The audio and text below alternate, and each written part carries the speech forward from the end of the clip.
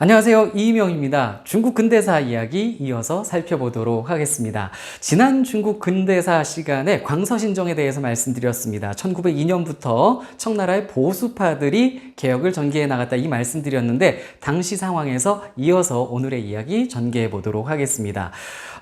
당시 1900년대 초반에 중국에서 이 광서신정 기간에 정치개혁을 요구하는 목소리가 아주 커지게 됩니다. 왜냐면 당시 청나라 상황이 말이 아니었거든요. 의화단 운동 이후 맺어진 신축조약으로 외국 군대가 청나라 수도 베이징에 주둔하게 된 상황까지 갔습니다. 이 의화단 운동 이미 이전부터 이미 청나라는 두 차례 아편 전쟁에서 패배를 했었고 태평천국 운동 진압도 굉장히 힘겹게 했고 양무 운동 또 결국 실패로 끝났고 말이 아니었죠. 변법자강 운동도 뭔가 정치개혁 해보려다가 보수파에 의해서 무산되었고 그러자 이 중국의 국민들은 청나라 황실에 대해서 매우 불만을 갖게 되었으며 의화단 운동 이후 정치개혁을 요구하는 목소리가 커진 겁니다.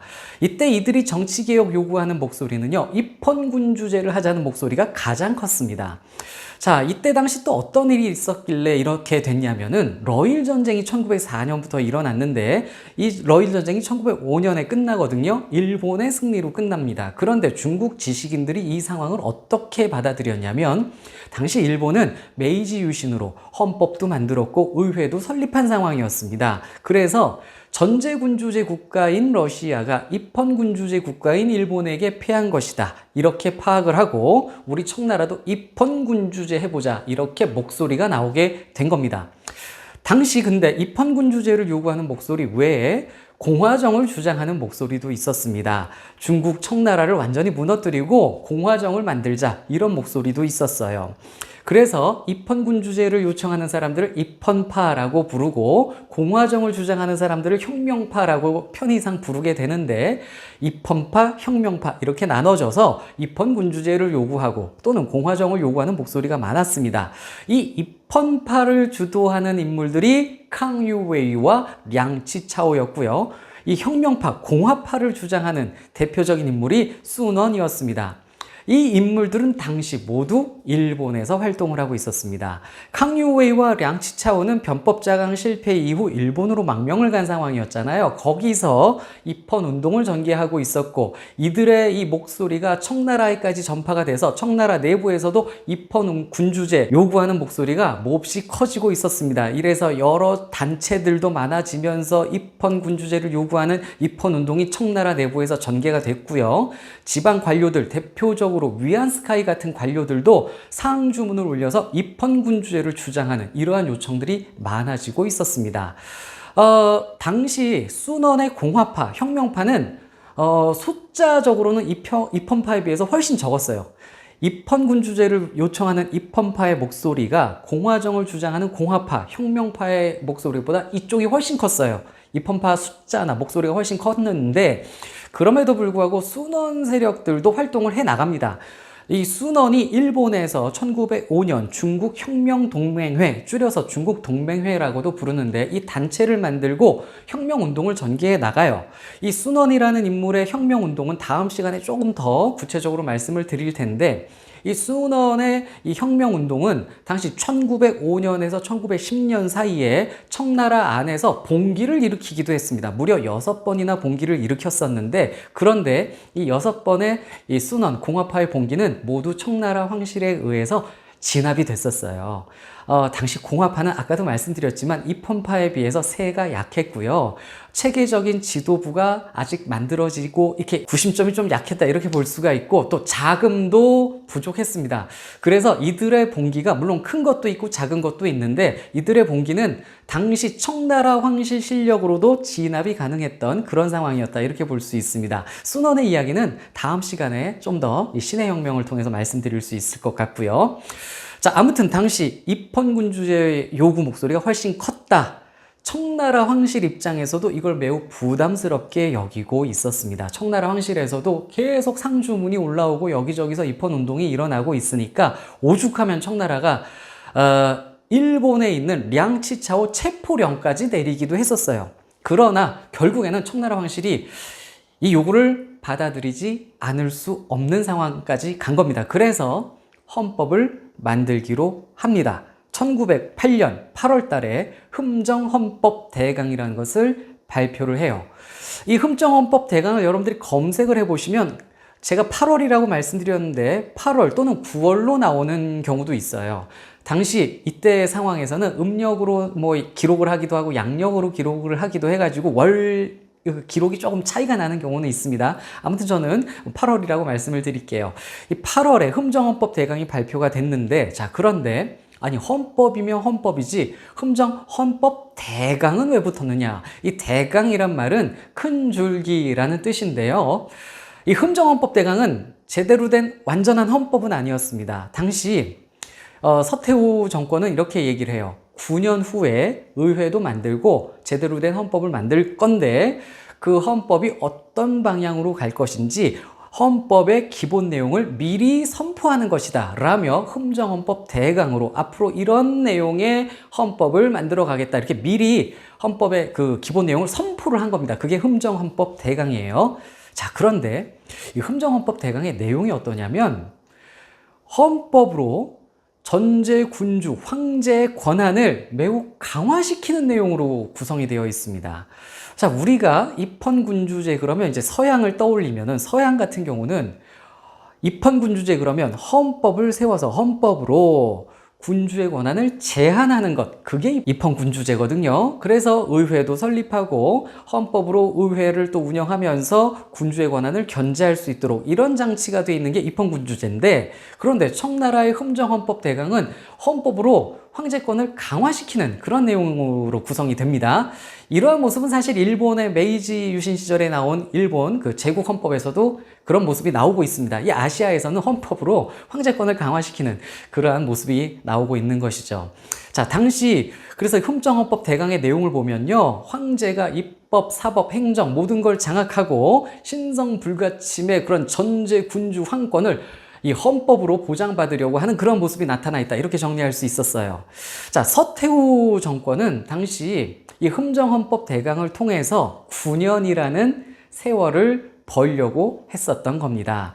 흠정헌법 대강을 발표하면서 입헌의 그 요구, 입헌운동의 그런 요구들을 일단 무마시키고 서태후는 9년의 시간을 벌어서 나중에 그 새롭게 뭐 어린 황제를 즉위시켜서라도 강력한 헌법으로 보장된 황제권 뒤에 서태후가 섭정을 딱 누리려고 했었던 그런 계산이 아닌가 이렇게 추정을 해볼 수 있습니다.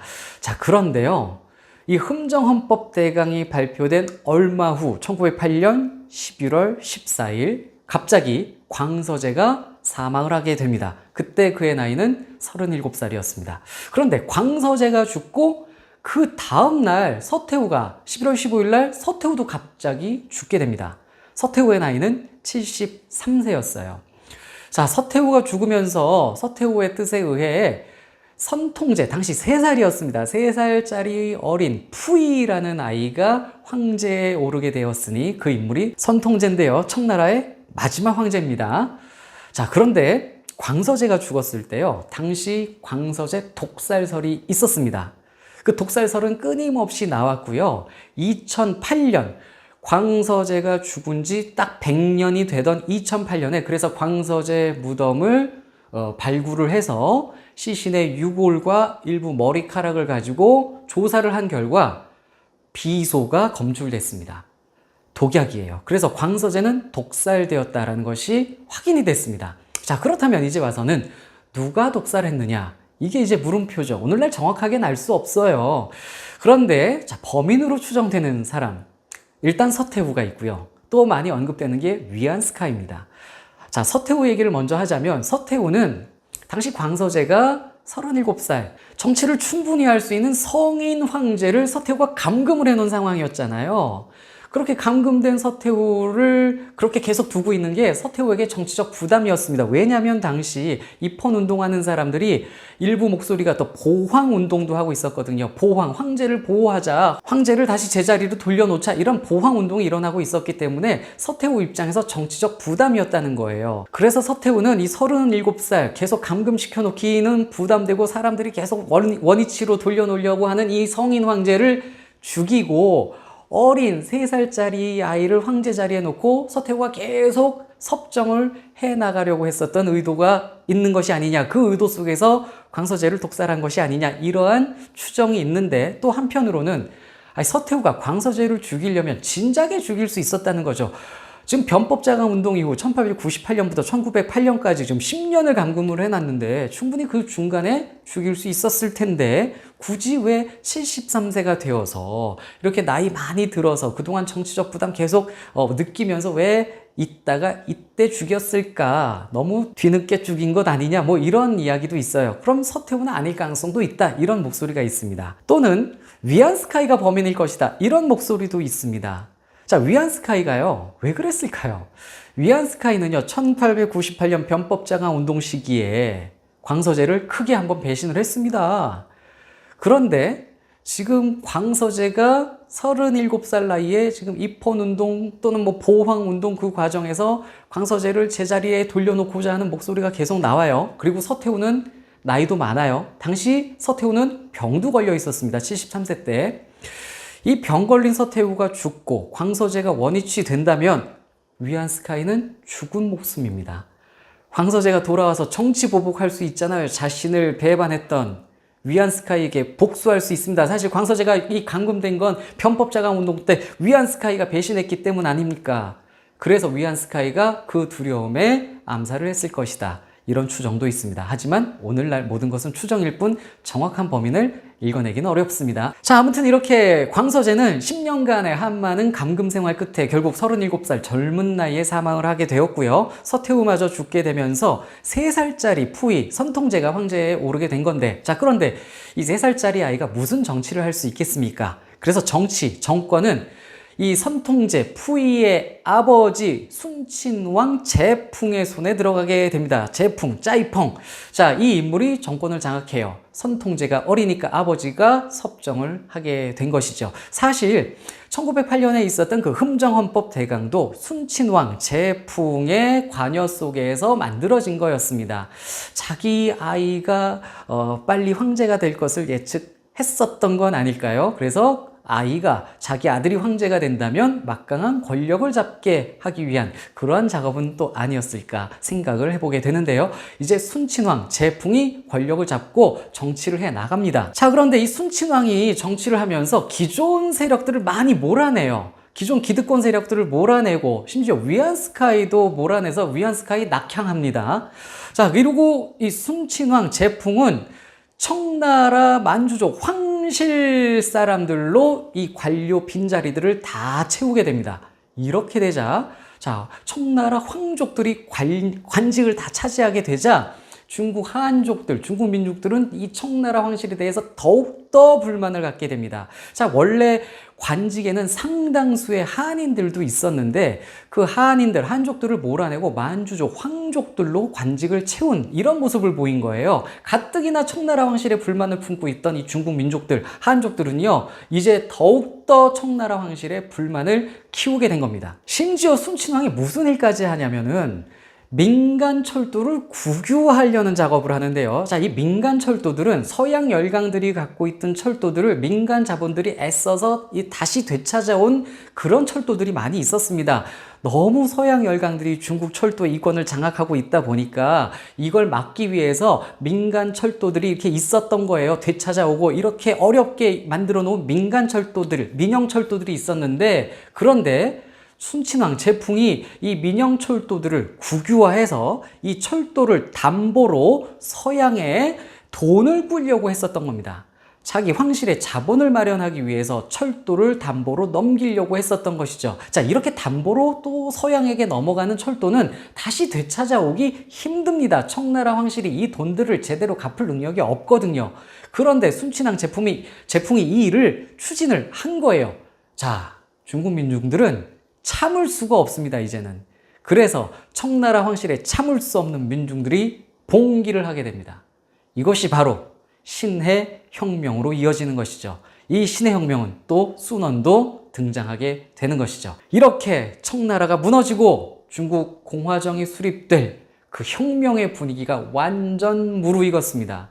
원래 입헌파의 목소리가 크고 공화정 혁명파의 목소리는 작았는데 이 소리가 확 커지게 되는 것입니다. 왜? 청나라의 이런 헛발짓 정치 때문에.